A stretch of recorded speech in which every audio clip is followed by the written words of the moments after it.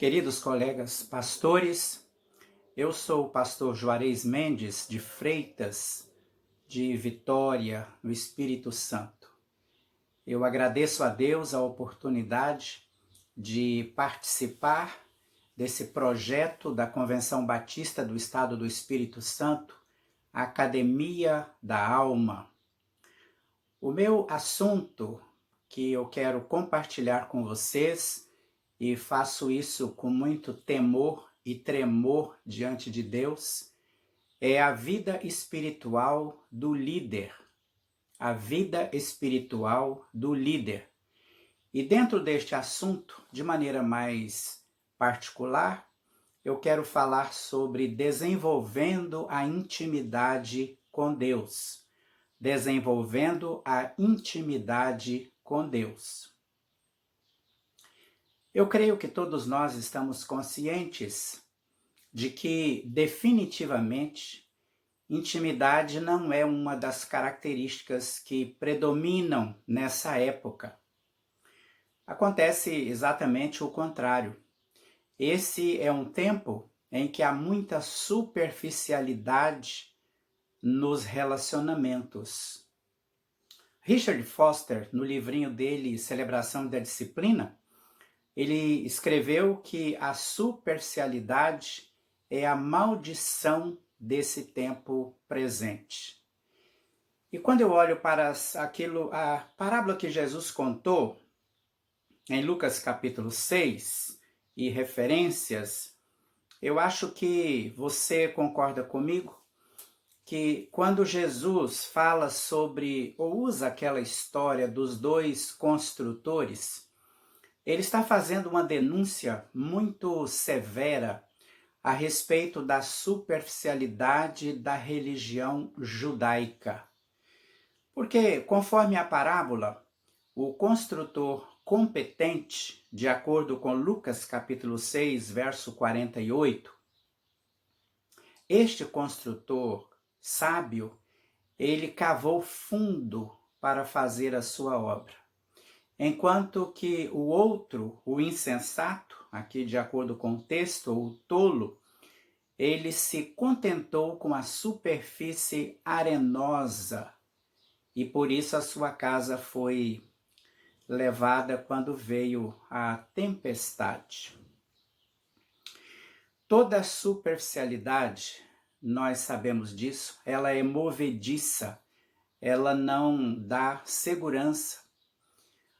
Eu estava lendo algum tempo atrás uma afirmação de Zygmunt Bauman, um polonês que faleceu em 2017. Ele trabalha o conceito de modernidade líquida. E ele escreve o seguinte: os fluidos se movem facilmente, escorregam, eles vazam. Por isso, instituições, ideias e relações transformam-se de modo muito rápido e imprevisível. Eu creio que, seguindo esta linha de Bauman sobre a modernidade líquida, a gente poderia falar também sobre uma espécie de espiritualidade líquida que a gente encontra nesse tempo presente. Essa síndrome de superficialidade, ela alcança os relacionamentos de modo geral, tanto os relacionamentos entre as pessoas como o relacionamento destas para com Deus. Quando a gente olha as Escrituras, a gente olha a palavra de Deus, a gente encontra muitos exemplos de pessoas que foram íntimas de Deus. E, claro, não estou falando aqui sobre alguma coisa que você não conheça. Sei que você conhece isso. Por exemplo, Enoque. O texto de Gênesis 5, 24 diz que Enoque viveu, ou ele andou sempre com Deus. Sabemos que a vida de Enoque foi de 365 anos. A gente olha para Noé. O texto do Gênesis capítulo 6, no verso 10, diz que Noé vivia em comunhão com Deus. Esse era o seu estilo de vida. E o que dizer de Abraão, que é chamado de o amigo de Deus, e o próprio Deus o chama de meu amigo? Os textos de 2 Crônicas, capítulo 20, verso 7, Isaías, capítulo 41, verso 8, e Tiago 2, 23, nos dão essa informação da amizade que havia entre Abraão e o próprio Deus. A história de Jacó também é bem interessante. Quando Jacó está empreendendo aquela viagem, fugindo da ira do seu irmão, e ele tem aquela visão no capítulo 32 de Gênesis, e ele vai dizer o seguinte: eu vi Deus face a face. Eu vi Deus face a face. A respeito de Moisés, o texto vai dizer que nunca se viu em Israel um profeta com quem o Senhor falava face a face. O Senhor falava com Moisés como se conversa com um amigo. Êxodo capítulo 33, verso 11, Deuteronômio capítulo 34, versículo 10. O pastor tailandês, o pastor da Indonésia, Ed Léo, ele tem um livrinho com o título de 49 dias de encontro com o Pai. No seu livro, ele escreve o seguinte: a essência da adoração é encontrar Deus diariamente e permanecer na sua presença num relacionamento de intimidade. E o pastor Edléo, ele sugere 3 estágios da nossa intimidade. 3 estágios. Ele diz que nós podemos ter uma intimidade que ele chama de reativa, ou seja, nós nos aproximamos de Deus quando estamos sendo ameaçados por alguma dificuldade, por algum problema, ou seja, a nossa busca da presença de Deus, de estar diante dele, é uma reação às circunstâncias que nós estejamos ou que nós estamos enfrentando. O segundo nível que Edléo apresenta a respeito da intimidade com o Pai, ele chama de intimidade ativa. Então ele escreve o seguinte: aqui existe um propósito, já há uma busca, uma procura que não é provocada pela crise, mas ainda não é uma entrega completa, ainda não é algo tão natural, espontâneo. Na verdade, ele diz que o terceiro nível é a intimidade, esta sim, espontânea. Ele chama de intimidade automática. É quando a nossa caminhada com Deus, a nossa vida com Deus, a nossa intimidade com Deus se torna o próprio estilo de vida para nós. Ou seja, a nossa procura, a nossa busca por Deus é porque simplesmente nós não conseguimos, nós não podemos ficar longe dele. Nós precisamos estar próximo dele. Isso como algo natural para nós no dia a dia. Quando eu olho para esses 3 níveis de intimidade com Deus que Edléo apresenta, eu associo isso ao que nós lemos em 1 João capítulo 2, versos 12 a 14, quando o apóstolo João apresenta 3 estágios da maturidade cristã. Ele escreve aos filhinhos, ele escreve aos jovens e ele escreve aos pais. Nós poderíamos associar, então, a intimidade reativa aos filhinhos, a ativa aos jovens e essa intimidade, que é um estilo de vida, àqueles que já são pais, ou seja, já são adultos espiritualmente. Os autores daquele texto muito conhecido, texto Conhecendo Deus e Fazendo a Sua Vontade, eles têm essa frase: Deus procura um relacionamento de amor, e aí ele apresenta 3 características que esse relacionamento de amor deve revelar. Ele deve ser contínuo, ou seja, não esporádico, não segmentado. Ele deve ser autêntico e ele deve ser também pessoal, é uma relação pessoal.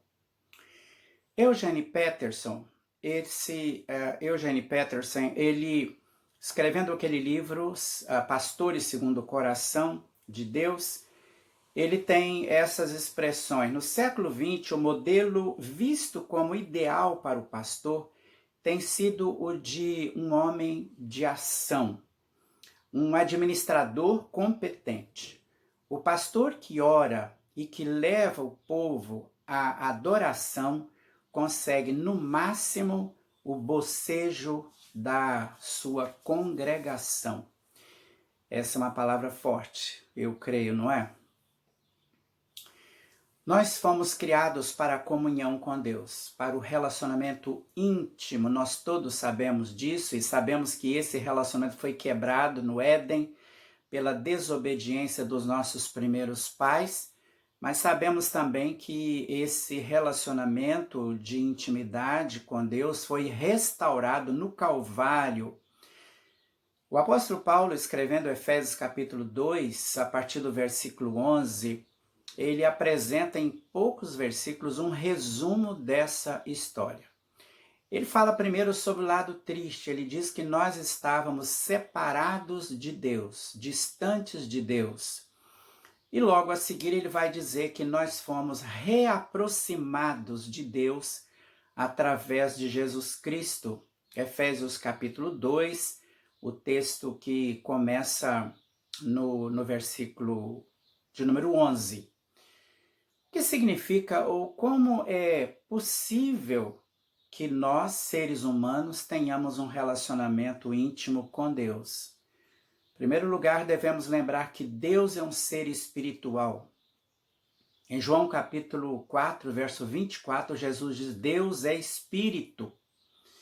Também o homem é um ser espiritual. 1 Tessalonicenses capítulo 5, verso 23, diz que nós somos corpo, alma e espírito. Também a Bíblia nos mostra claramente que o Espírito de Deus e o Espírito do homem interagem numa comunhão que ultrapassa toda a compreensão humana. É algo tão extraordinário que a linguagem humana não tem como descrever em sua plenitude. Romanos 8,16, o texto vai dizer que o próprio Espírito de Deus testifica com o nosso espírito que nós somos filhos de Deus. Intimidade é fruto do nosso conhecimento de Deus. O conhecimento, ele é fruto de relacionamento. Então, precisamos lembrar isto. Para ter intimidade com Deus, nós precisamos nos relacionar adequadamente com Ele. Desse relacionamento surge o conhecimento, vamos conhecê-lo melhor. E ao conhecê-lo melhor, nós podemos ter intimidade com Ele. É um processo bastante natural. Uma afirmação que quero fazer aqui a respeito deste assunto é que intimidade é a nossa maior necessidade. Intimidade é a nossa maior necessidade. O pastor David Cornfield, ele escreveu assim, no seu livro Líder que Brilha: intimidade com Deus não é apenas a nossa primeira prioridade, é também a nossa principal necessidade. Charles Swindoll, ele acrescenta algo dentro dessa ideia que eu acho bem especial. Ele escreve assim: todos aqueles que Deus usa grandemente são primeiro ocultos no segredo da sua presença. Swindoll escreve isso no livro José, da série Heróis da Fé, com vários livros já publicados no Brasil. Gosto do que escreve John Stott no Perfil do Pregador, livrinho de John Stott. Ele diz o seguinte lá: não há necessidade mais urgente para um pregador do que conhecer a Deus. Aliás, eu li sobre o Peter Marshall, que foi um pastor presbiteriano que atuou em Nova York, muito conhecido como pregador e também como escritor. Então, alguém que ouvia as pregações, um jovem que ouvia as pregações de Marshall, fez a seguinte declaração a respeito dele: dá para ver que ele conhece a Deus e por isso ele me ajuda a conhecer a Deus melhor. Esse é um depoimento muito especial, não é, a respeito de um homem de Deus. Em Levítico, capítulo 6, verso 12, Levítico, capítulo 6, verso 12, nós temos aquela informação de que todos os dias o sacerdote tinha a tarefa de tirar as cinzas do altar, colocar a lenha para que o fogo continuasse aceso, para que o fogo do altar não se apagasse. Dentro dessa ideia, o Francis Chan, no seu livro Louco Amor, é um autor americano, já também tem se tornado conhecido entre nós, ele escreveu assim: todos nós lidamos com o risco de perder a intimidade, a vibração que é característica do primeiro amor. Andar com Deus pode virar um costume, uma rotina, um fardo. O relacionamento dessa maneira se torna distante e frio. Por isso nós precisamos reacender a chama. E no outro livro dele, o Francis Chan, O Deus Esquecido, é o título dele, desse outro livro que estou mencionando, ele escreve assim: há igrejas que se perderam, elas se renderam a um mero ativismo, aquilo que ele chama de uma espetacularização do culto. E para ele, no fundo, isso não passa de um mero ajuntamento onde as pessoas cuja aparência esfuziante oculta a ausência de alguém que não está sendo convidado para a festa. E ele diz que esse alguém que muitas vezes não está sendo convidado para a festa da igreja é o Espírito Santo. E a gente tem que reconhecer que muitas vezes isso tem acontecido, de fato. Não apenas em relação à igreja, mas em relação a tantos de nós. Intimidade é a nossa mais urgente necessidade. Intimidade com Deus. Em segundo lugar, intimidade precisa ser desejada, ela precisa ser procurada. Salmo 42, Isaías 55 e João 7 têm algo em comum que você já deve ter percebido. A minha alma tem sede de Deus. Salmo 42. Venham todos que têm sede. Isaías 55. Se alguém tem sede, venha a mim e beba. João 7, 39, palavras do Senhor Jesus Cristo. Esses textos, eles envolvem ação. A partir de sede, ou seja, uma necessidade, buscar a fonte, acorrer à fonte e saciar-se e beber. Aliás, em João 7,39, o que Jesus está dizendo, de fato, é: continue vindo. Água é uma necessidade fundamental, básica para nós. Não conseguimos viver sem água, sem beber água. E essa é a ideia que aparece aqui. Nós precisamos desejar ou buscar a intimidade com Deus, assim como nós buscamos a água quando estamos com sede. Mas para isso, é claro que nós precisamos ter sede. Pastor Russell Shedd, de memória tão saudável para todos nós, saudosa memória do pastor Russell Shedd, ele disse que o cristão ele é dipsomaníaco, ou seja, ele está sempre com sede. Esse é um desafio enorme para a geração atual de cristãos, para a geração pós-moderna. Richard Foster, que já mencionei em Celebração da Disciplina, ele se pronuncia assim: na sociedade contemporânea, o nosso adversário se especializa em 3 coisas. Presta atenção nisso.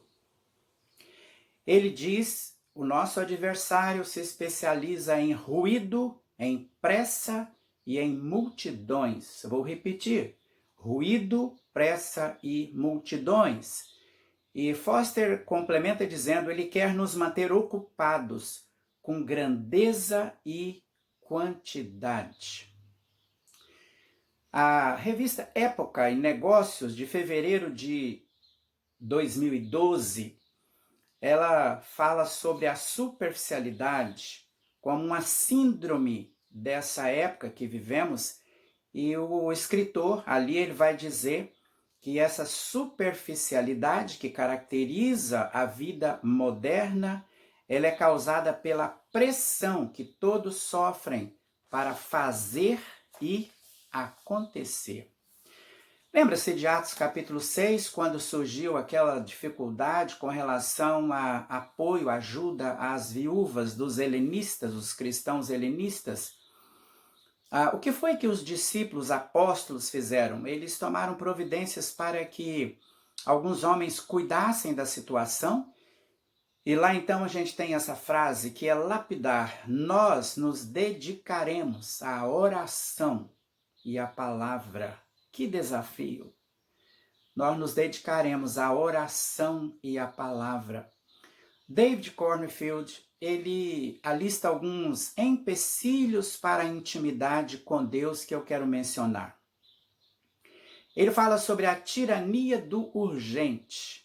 Sabe aquela situação em que você chega no final do dia, a sua lista de atividades é maior do que quando você começou o dia? Segundo empecilho para a intimidade com Deus que o Cornfield apresenta é a superficialidade nos relacionamentos em geral. O que ele vai dizer é que a vida tem se tornado para muitas pessoas isolada, solitária. E as pessoas têm uma preocupação muito grande em se proteger, proteger a sua intimidade. Elas não querem expressar a sua intimidade e por isso os relacionamentos que ela cultiva, que ela mantém, são superficiais. Terceiro empecilho para a intimidade com Deus que Cornfield apresenta é a compulsão por resultados. Ele fala que muitas vezes nós não sabemos discernir entre chamado e ativismo. E para ele, para Cornfield, o chamado tem a sua raiz em Deus, enquanto o ativismo tem a sua raiz nas expectativas que as pessoas colocam sobre nós. Em terceiro lugar, quero indicar ou sugerir alguns caminhos para a gente alcançar ou para a gente manter a intimidade com Deus. Todos nós sabemos que essa é uma jornada que tem altos e baixos, ela tem avanços e recuos. Mas sabemos também que Deus já tem providenciado os recursos necessários para que mantenhamos uma vida de intimidade com Ele. Cito novamente o pastor Eugene Peterson, e ele, naquele mesmo livro, Pastores segundo o Coração de Deus, ele fala sobre 3 recursos que são tanto básicos quanto críticos para dar forma, para determinar todas as outras nossas ações, todas as outras nossas atividades. E ele alista a oração, a leitura bíblica e a orientação do Espírito Santo. São silenciosas, diz ele, não chamam atenção e por isso frequentemente essas 3 disciplinas espirituais são negligenciadas.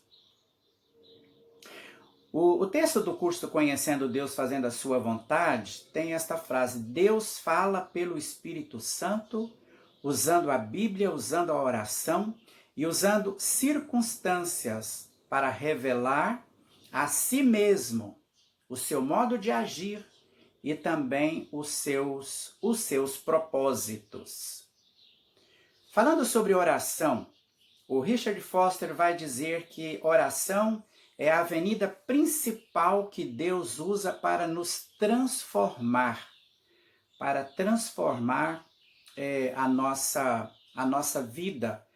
Através da oração, nós aprendemos a ver as coisas da perspectiva de Deus. Pela oração, Deus muda as circunstâncias, ou então, Ele muda a nossa maneira de ver, a nossa maneira de interpretar as circunstâncias.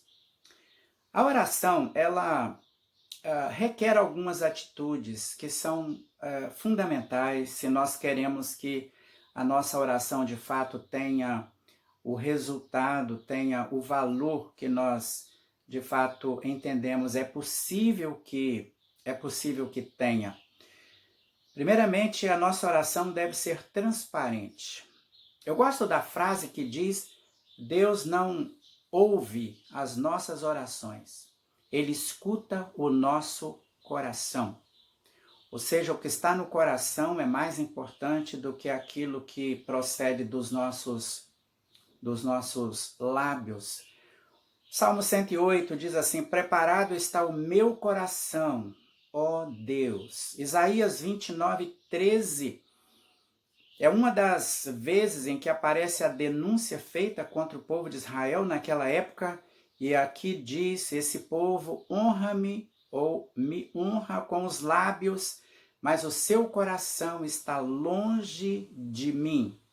Jesus dá repercussão a esta palavra em Mateus capítulo 15, verso 8. Uma outra característica da nossa oração é coerência. A nossa oração, ela precisa guardar uma relação íntima com o nosso estilo de vida. Isaías capítulo 59, há uma palavra muito dura dizendo: Deus não ouve quando vocês oram, porque os pecados de vocês, a vida de vocês, como vocês estão vivendo, ela causa distância entre vocês e Deus. Precisamos ser coerentes. A nossa oração, ela precisa refletir o nosso estilo de vida. Outro requisito para a nossa oração é a persistência. Aquela história de Gênesis capítulo 18 é um desafio para todos nós. Quando Abraão vai pedindo a Deus pelo livramento de Sodoma e Gomorra, claro, lá estava o seu sobrinho Ló, e ele insiste naquela oração até o ponto em que a gente imagina que ele fica sem graça e ele para por ali quando ele reconhece que não havia 10 justos naquelas cidades. Mas Deus conhecia a intenção da oração de Abraão e Deus retira Ló e a sua família, com toda aquela situação relacionada à família de Ló, mas Deus mandou os anjos até lá para salvá-lo, e a Bíblia vai dizer para nós que foi por causa da oração de Abraão que Deus fez isso. Nós devemos aprender a orar até que, no dizer de Ralph Niebuhr, orar até que vejamos a resposta de Deus, ou então Deus mostre claramente para nós que o seu propósito é diferente daquilo que nós estamos falando, daquilo que nós estamos pedindo. Um outro aspecto da oração que é importante a gente guardar é a reverência. Lembrar que Deus não é um office boy, alguém para quem nós vamos dizer vá e faça, vá agora, ou venha e age. Ravi Zacarias, o seu livro Do Coração de Deus, ele afirma o seguinte: em cada 12 referências ao nome de Deus no Antigo Testamento, 7 falam de Deus como santo. E nós sabemos como o nome é importante no contexto do Velho Testamento. O nome de Deus, o nome santo de Deus, não pode ser relativizado, banalizado. Em nossa oração, precisamos guardar esse cuidado. Estamos falando com Deus que é 3 vezes santo, é santíssimo. na linguagem de Isaías, no capítulo de número 6. Nós precisamos crescer na prática da oração. E aqui eu creio que nós temos também 3 níveis. O primeiro nível é aquele que coloca em foco as necessidades pessoais, as nossas próprias necessidades. O segundo nível da oração é quando ele destaca o que Deus faz, as realizações de Deus. Mas o terceiro nível da nossa oração é aquele que focaliza o caráter de Deus, quem Deus é. Por quê? Tudo mais é consequência daquilo que Deus é, do próprio caráter de Deus. Joel Comiskey, ele escreveu alguns livros, ele é um estudioso da visão de igreja em células, igrejas em pequenos grupos. E o seu livro, O Crescimento Explosivo da Igreja em Célula, ele inclui uma pesquisa que ele fez com pastores, com líderes, a respeito da devoção diária. A pergunta dele foi: quanto tempo você gasta com a sua devoção diariamente? E aí ele apresenta o seguinte resultado: até 15 minutos por dia, 12%. De 15 a 30 minutos diariamente, 32%. De 30 a 60 minutos diariamente, 34%. De 1 hora a 1 hora e meia, 8%. E mais de 90 minutos, 14% dos pastores. E ele faz uma observação. Ele escreve o seguinte: aqueles pastores que oravam mais de 90 minutos por dia, eles multiplicavam o seu ministério 2 vezes mais do que aqueles que oravam menos de 30 minutos por dia. Quando a gente olha esses números, a gente lembra de Lutero. A frase de Lutero: hoje tenho tantas atividades que preciso passar 3 horas em oração. É lamentável que tantas vezes nós, hoje, façamos o contrário. Por causa de muitas atividades, o tempo de oração acaba sendo reduzido. O outro recurso para a intimidade, o primeiro que eu mencionei, a oração, a palavra de Deus. O Salmo de número 1 vai dizer que o justo, o crente, o cristão é aquele que medita na palavra de Deus de dia e de noite. E o texto então diz que este tem saúde e tem frutos, as suas folhas são verdes, permanecem verdejantes, e ele dá o fruto na estação própria.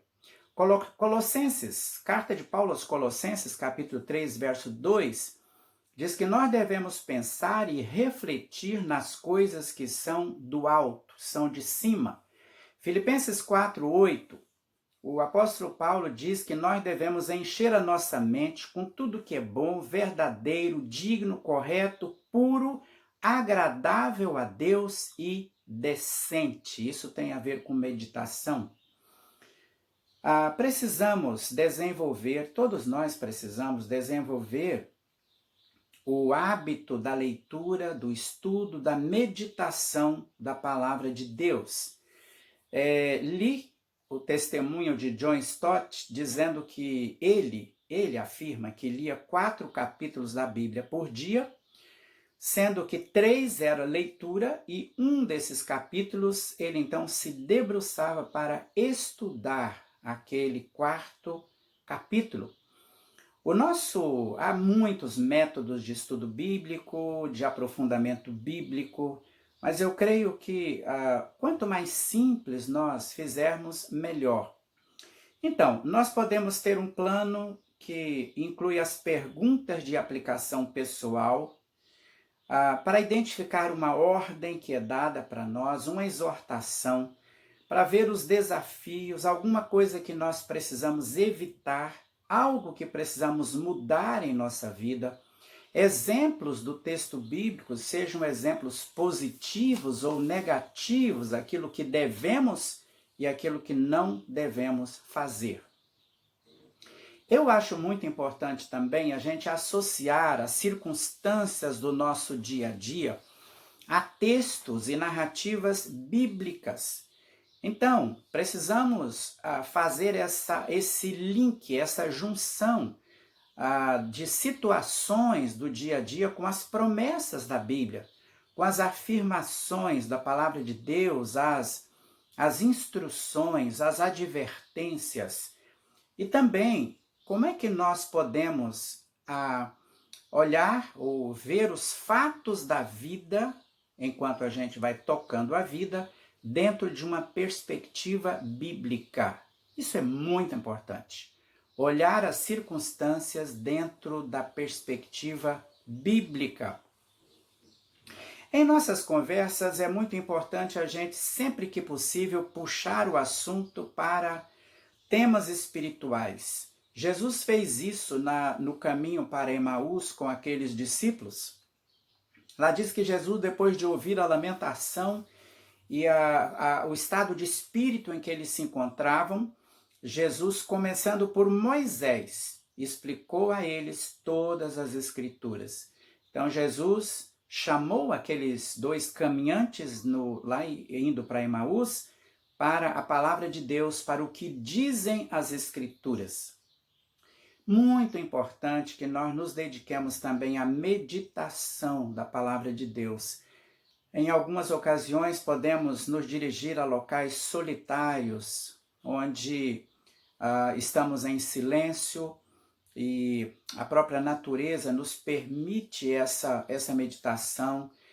Também podemos criar o hábito de usar o tempo vazio quando você não está fazendo nada. Por exemplo, está no consultório aguardando o médico, ou você está numa fila de banco, seja onde você estiver, que a sua mente pode trabalhar, e aí a meditação da palavra de Deus tem o seu lugar. Estamos fazendo algo com as mãos, alguma coisa que não depende da mente, então podemos meditar na palavra de Deus.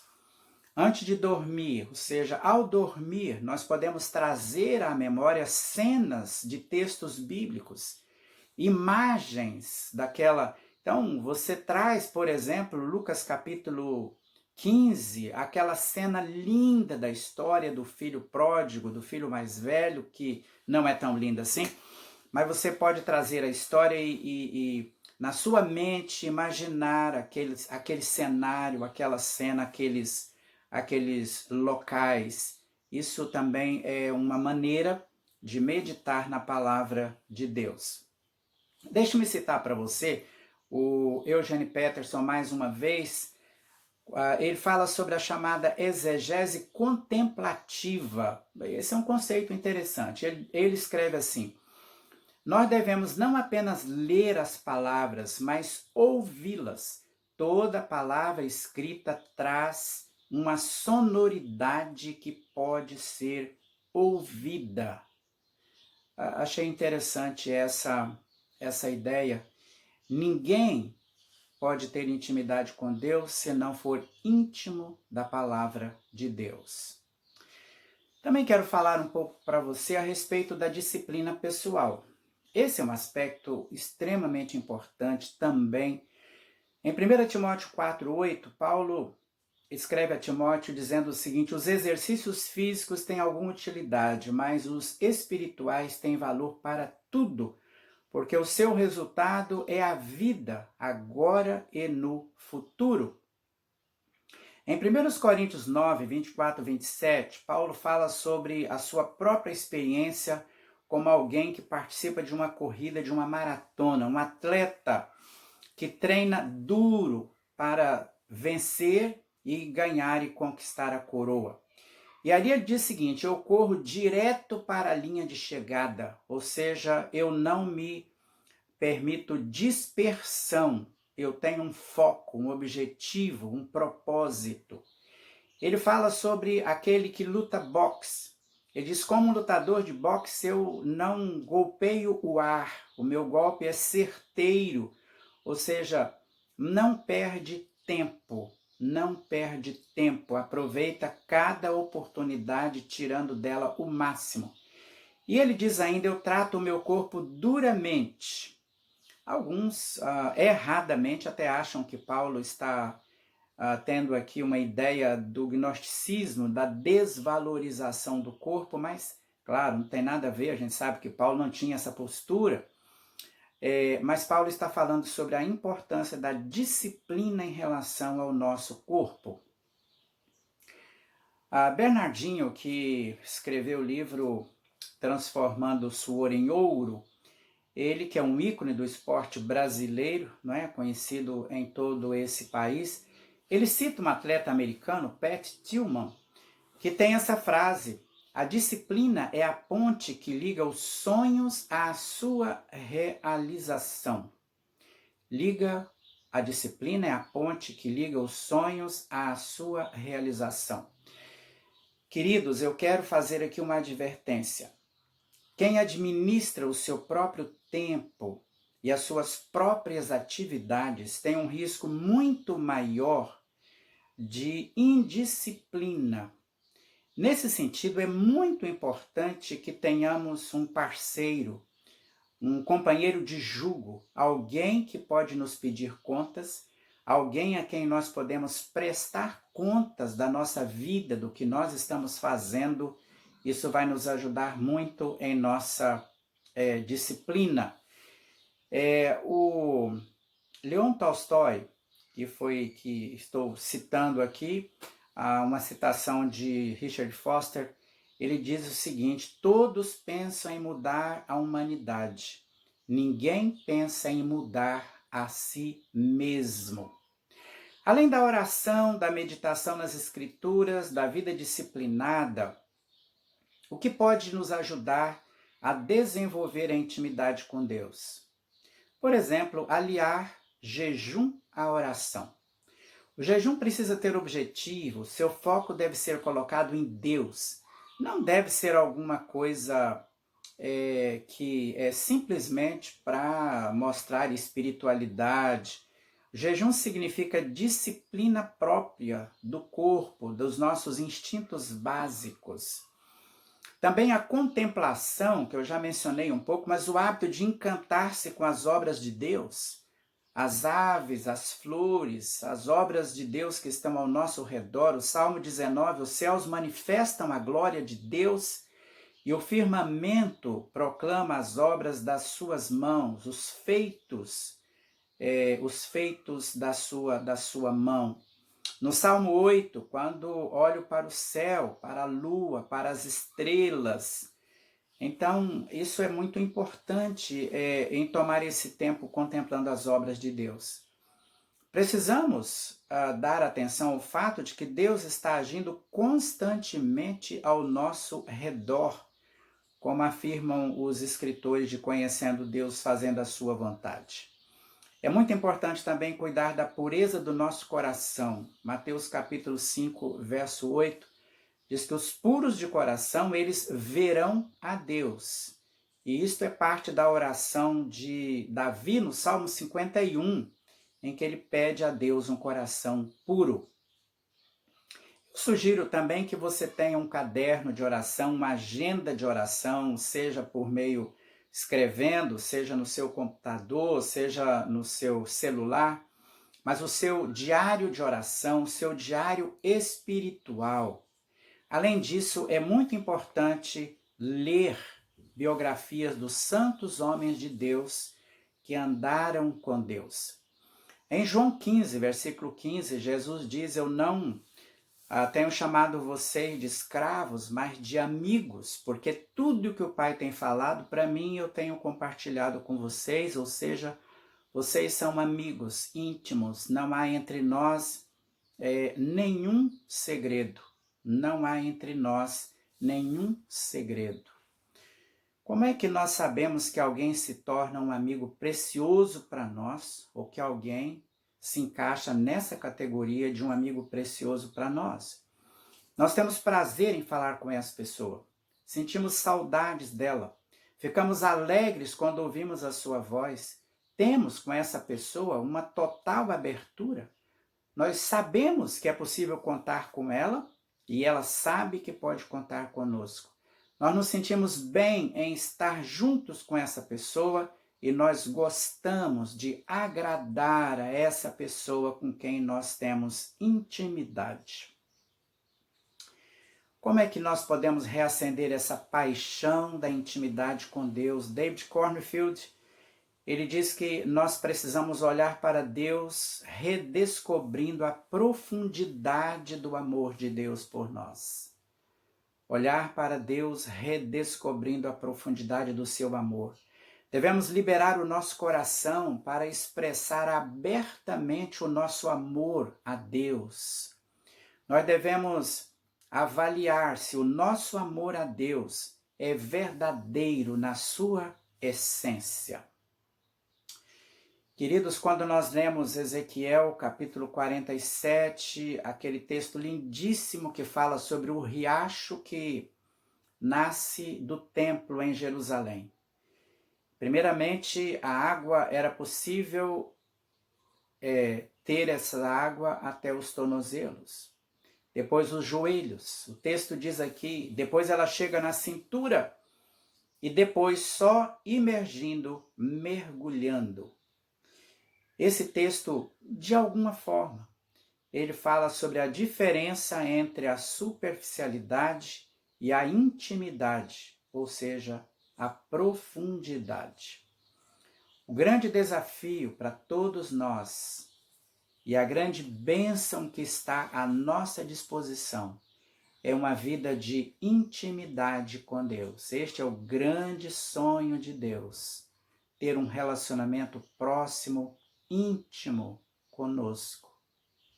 Essa deve ser a nossa busca. Que Deus abençoe a vida de cada um de vocês. Que Deus os abençoe a vida, o ministério e a família, em nome de Jesus.